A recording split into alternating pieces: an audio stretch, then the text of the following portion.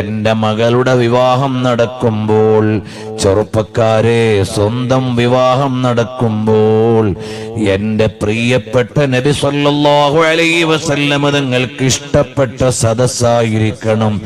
തങ്ങൾ പറഞ്ഞ ലക്ഷണങ്ങൾ ഒത്ത പെൺകുട്ടിയായിരിക്കണം ഞാൻ തിരഞ്ഞെടുക്കുന്ന പത്നി.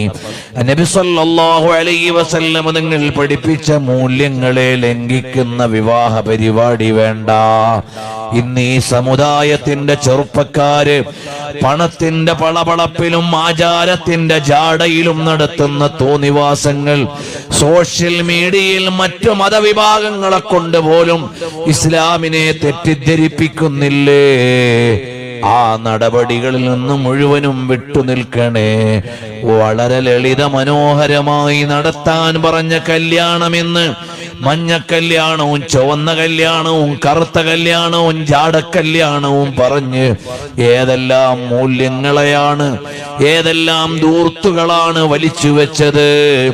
അതുപോലെ പ്രതിശ്രുത വധുവിനെ കാണാൻ വേണ്ടി പോകുമ്പോൾ ഇന്ന് ഏതെല്ലാം അനാചാരങ്ങളാണ്. നീ നിക്കാഹ് ചെയ്ത് നിന്റെ ഇണയായി സ്വീകരിക്കുന്നത് വരെ അവൾ നിനക്ക് അന്യ പെണ്ണാണെന്ന് ഉൾക്കൊള്ളാൻ നബി സല്ലല്ലാഹു അലൈഹി വസല്ലം തങ്ങൾ പഠിപ്പിച്ച മൂല്യം വേണം.